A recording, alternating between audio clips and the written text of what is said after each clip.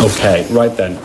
Even though we're not looking down the line, can you see a difference in your posture from this sort of squatty, dark shinned, I suppose, because there's obviously more shadow on there because you bent your knees are blocking the light on there, compared to that on the left-hand side there. Much taller, straighter.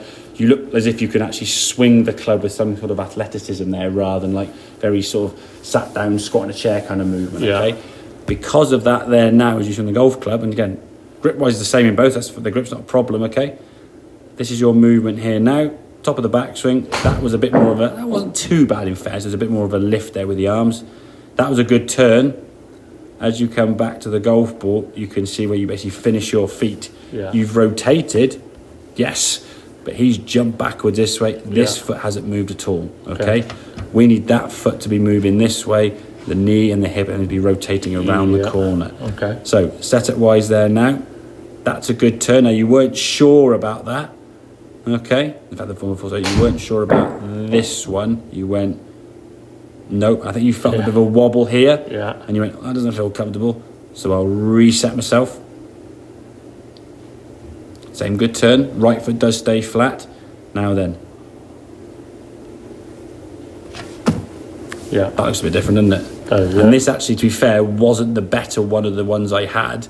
That last one, I think on camera because I was loading these ones.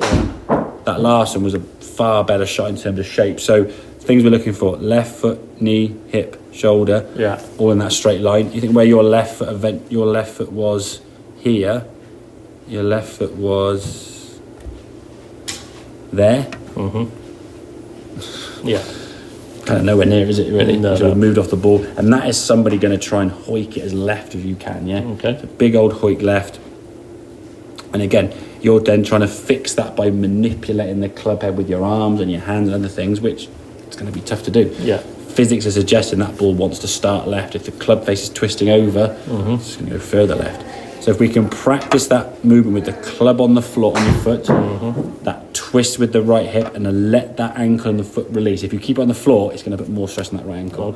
So I would, until you feel comfortable with that, you're not going to probably do that on the golf course very regularly, Which is fine. Don't worry about that, Get that ingrained in practice at home. The more you can do that, the quicker that'll become what you do. More natural, And then in terms of that hip movement, again, stand up against the side of the wall there and just basically just knock your hips into the wall, just go boom, boom, just side to side, bumping that wall, so you get that feeling of how your body needs to move.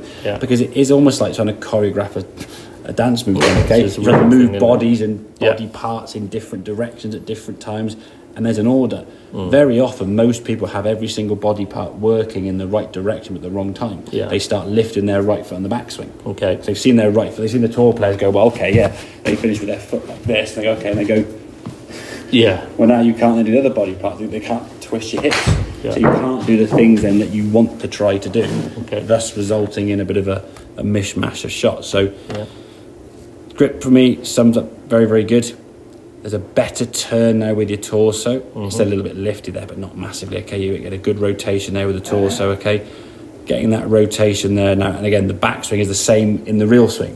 Whereas the first lesson we had, you'd swing back kind of fully in the practice swing, and then when the shot there was like a half-arm bunt and just and because again you felt as though you didn't have much power, this movement here jumping away was your way of trying to create power and trying to give it a whack.